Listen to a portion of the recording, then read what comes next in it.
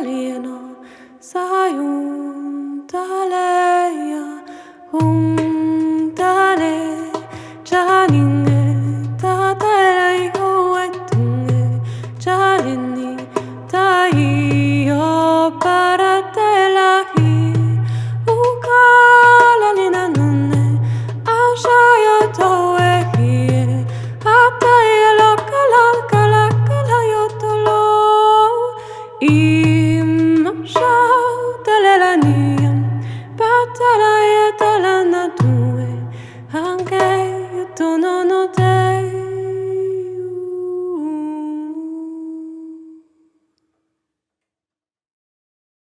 Puis il y eut, pour Marguerite, une toute première fois, suivie de bien des fois, qui se muèrent pour elle en foi vive.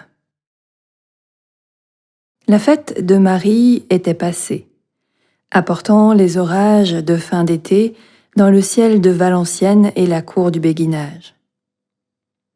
L'orage éclata aussi intérieurement. En un éclair, Marguerite fut anéantie. Et, quand elle retrouva ses esprits, une perle de fin silence s'était façonnée dans l'huître de son être.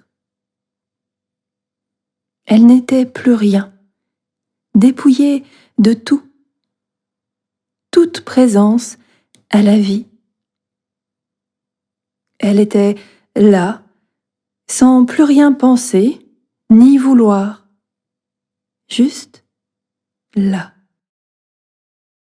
Comme si le vivant l'avait enseignée un instant. Comme si elle avait su, pour oublier tout aussitôt, le vivant, étant passé à autre chose dans son advenir perpétuel. Un avant suivi subitement d'un après. La violence fugitive et instantanée de l'éclair suivie de la douceur et de l'apaisement de l'éclaircie. Cette toute première fois, Marguerite n'en parla à personne et elle n'en fit pas de souvenir. Elle laissa cet éclair d'anéantissement se perdre et se fondre dans sa mémoire, devenir eau de mémoire. Contrairement à Jacob, elle ne posa aucune pierre là où Dieu l'avait visitée, n'y dressant aucun sanctuaire. Pourquoi capturer la vie dans un de ces instants? La vie était devenir, et rien n'était sûr et définitif. Mieux valait laisser le vivant advenir comme il adviendra, s'écouler librement comme les eaux vives de la Rhônelle, et elle, lâcher la main de cet instant pour poursuivre le cours et les méandres de sa vie. Laisser le grain qui l'avait anéanti tomber en terre, germer, croître et mûrir en silence. Ce grain était, elle le savait, de grand prix, mais il n'y avait pas à moissonner à tout prix. Elle rejeta donc à la mer cette goutte d'eau. Les éclairs revinrent, aussi imprévisibles que fugaces et fugitifs. Marguerite accueillait dans la paix ces instants d'ouverture qui étaient suivis d'un refermement tout aussi précieux, car elle était rendue à la vie toute simple et comme anéantie.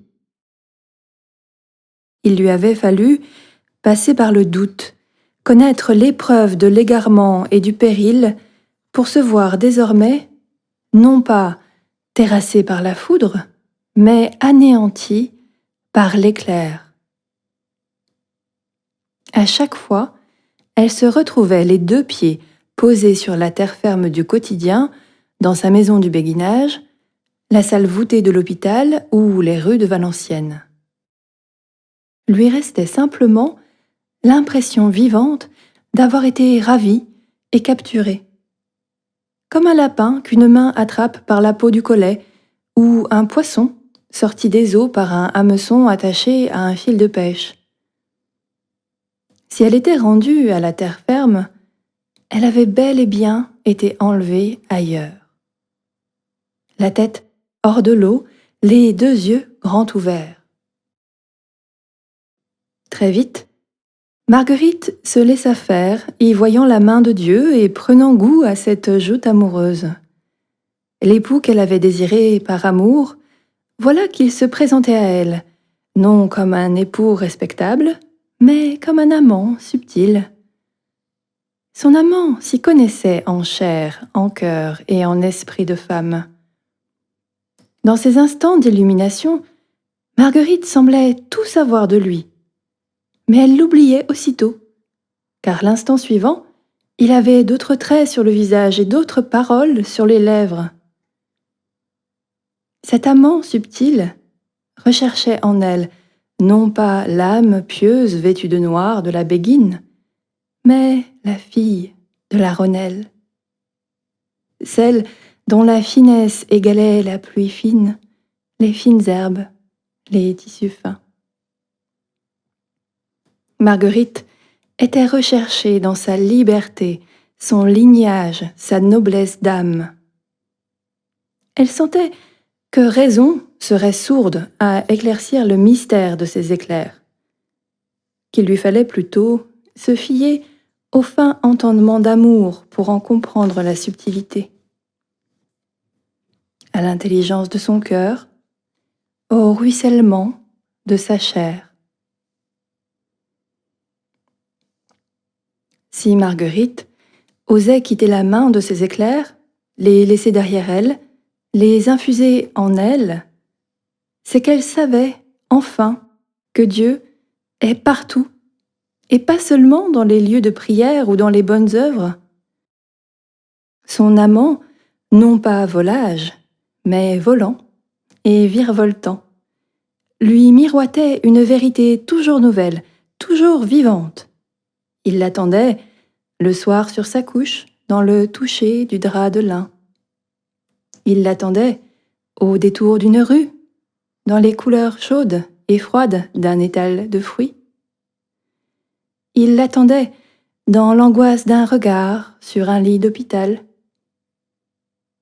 Il venait la visiter dans l'intimité de cette chambre haute dont elle avait appris à emporter le silence partout avec elle. Sa chambre intérieure dont il avait trouvé la clé qu'elle gardait à la ceinture et le coffre de bois qui était sa dot de mariée. Et elle se retrouvait là, avec lui, dans cette chambre désormais nuptiale. Il en avait franchi le seuil de lui-même, sans elle et pour elle. Une chambre nuptiale où la seule condition pour demeurer avec lui était de s'oublier soi-même.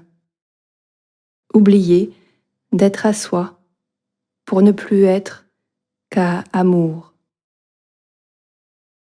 Éclairée, Marguerite cessa donc de chercher Dieu pour demeurer en lui, avec lui et par lui. À chacune de ces visites, il y avait pour elle, dans sa vie quotidienne, un avant et un après. Quand elle était rendue à sa présente vie, elle se retrouvait là, sans se retrouver, ancrée et arrimée en un lieu où la joie régnait. Elle se réjouissait de la clarté du ciel, comme des nuages qui lui cachaient le soleil et annonçaient la pluie. Elle se réjouissait de la chaleur du feu, dans les froides soirées d'hiver quand il faisait nuit dehors et que l'humidité entrait par toutes les pierres de la maison. Elle se réjouissait, le matin, de la rosée sur les feuilles des roses printanières. Elle se réjouissait, simplement, de la terre qui la portait et soutenait ses pas. Marguerite ne recherchait plus en pensée le royaume. Présente au vivant, Elle était simplement ce qui est en elle et autour d'elle. Une chair qui se nourrit, se lève, s'habille et marche. Un cœur qui bat et s'ouvre à la lumière. Un esprit qui reflète un temps changeant qui passe.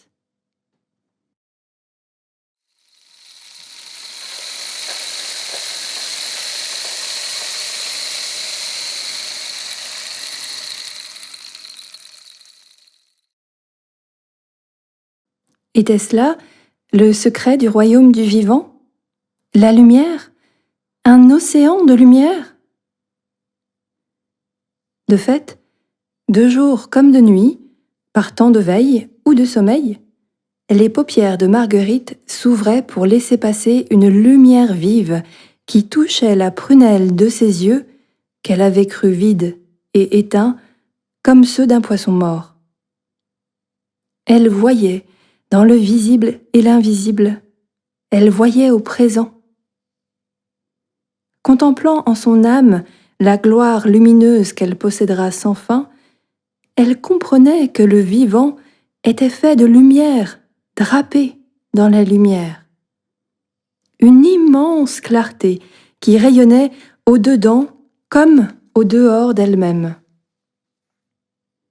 Elle n'était plus rien face à celui qui est, plus rien qu'une créature en pleine lumière. Et Marguerite, qui jusqu'à présent avait tout appris de ses mains, de l'oreille de son cœur ou des livres, recevait désormais science de la lumière. Elle recevait de ce qui la dépasse, de Dieu, de l'univers, de cette puissance de vie, de sagesse et d'amour qui irradie de partout. Non seulement elle recevait, mais elle se nourrissait aussi. Elle se laissait enseigner, comme si les mystères de la vie s'infusaient en elle, sans passer par le langage de raison, sans sortir du silence. Elle savait, de source sûre, sans y penser. Elle se reliait à une connaissance venue des profondeurs de Dieu et du lointain de l'univers. Elle percevait des voix, des rires, des chants venus d'étoiles lointaines. Elle percevait tout l'infini en elle. Elle savait aussi que ce qui s'infusait ainsi en elle s'infusait également dans les poils des chats, les écailles des poissons, les écorces des arbres, les veines des pierres. Tout le royaume du vivant était baigné de cet enseignement de la lumière. Marguerite savait intuitivement qu'il ne servirait à rien aux hommes, qu'ils soient de science, d'église ou de prière, de vouloir emprisonner cette lumière, car elle débordera toujours à flot et par tout l'univers. Cette lumière avait bien trouvé le chemin de sa chair, de son cœur et de son esprit. Elle avait pénétré et continuait à pénétrer en elle par tous les pores de sa peau, par toutes ses veines jusqu'à la moelle de ses os. Cette moelle, elle le savait depuis ce jour d'été où, nue, elle s'était aspergée d'eau, faisant vœu à amour. Cette moelle était bien le plus profond, le plus caché, le plus vivant en elle. Par sa moelle, elle était maintenue en vie et grandissait en sagesse. Ce qui faisait le cœur de son être, c'était la moelle, l'essentiel. Or Dieu, dans sa lumière, atteignait, touchait et transformait cette moelle. Au plus profond de ses os, elle l'entendait comme un chant lumineux qui unissait toute l'assemblée des vivants dans une même louange. Un même chant, ô combien polyphonique, mais unifié. À force de se laisser ainsi illuminer, Marguerite se prit à ne plus rien vouloir. Elle n'attendait plus et elle ne voulait plus. S'abandonnant à cet océan débordant de lumière, elle se laissait porter par les vagues de la mer, sans jamais se demander où le courant la conduisait. Elle était comme un navire dans lequel Amour avait mis sa voile. Elle était mue dans ses voiles par un vouloir qui n'était pas le sien, mais celui d'amour qui la dépassait en tout point. Elle faisait confiance en ce qui la dépassait, à l'univers entier dont elle ne pourra jamais tout connaître.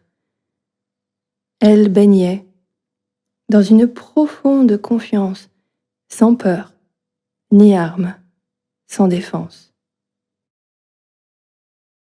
Continuant à vaquer à l'hôpital et à ses manuscrits, Marguerite demeurait simplement présente ici et là, plus intérieure et plus profonde, plus transparente et plus perméable, plus ouverte et plus ruisselante, plus libre et plus joyeuse, plus attentive et moins attentionnée, plus infinie aussi, libre de s'abandonner sans rien vouloir dans le courant de la vie, jetée dans la mer et voguant sur ses vagues. Comme si le voile de sa présente vie, dans cette ville de Valenciennes et ses habits de béguine, se soulevait un instant pour laisser voir le vent qui soufflait à travers la trame de ses fils. Non seulement elle ne voulait plus rien, mais elle ne pensait plus à rien. Ce qui s'inscrivait en elle, dans ces instants de face à face et de cœur à cœur avec la lumière, elle l'oubliait l'instant d'après, et c'était bien ainsi. Il n'y avait rien à fixer, à tout jamais dans son esprit, car la vérité continue toujours sa course, épousant une réalité qui change à tout moment.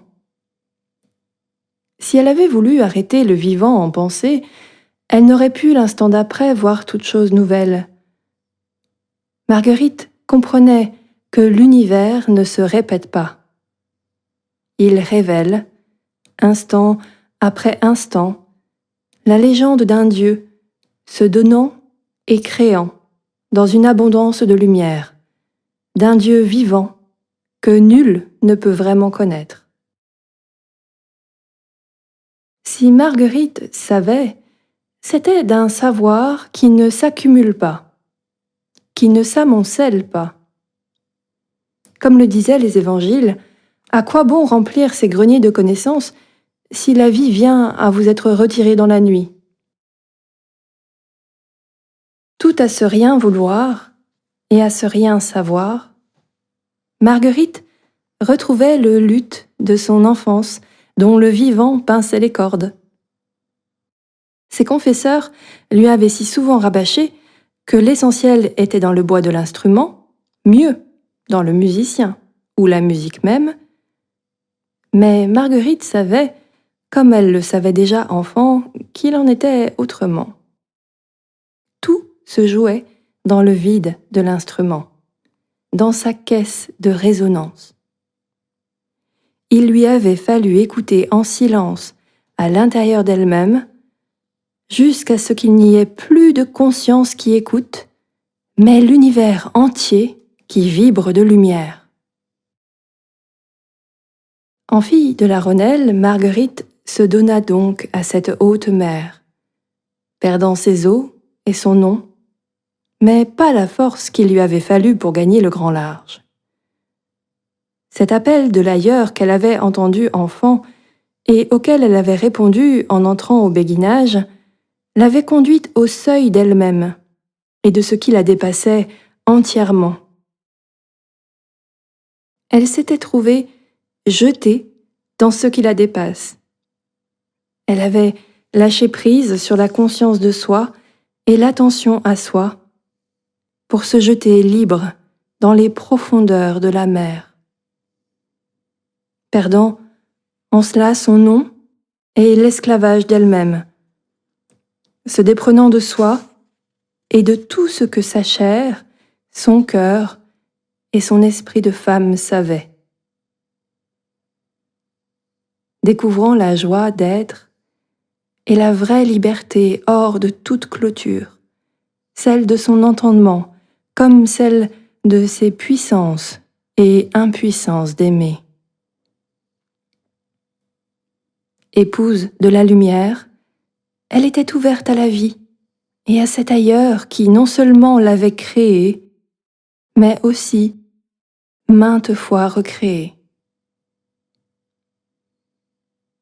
Marguerite était enfin née et vivante.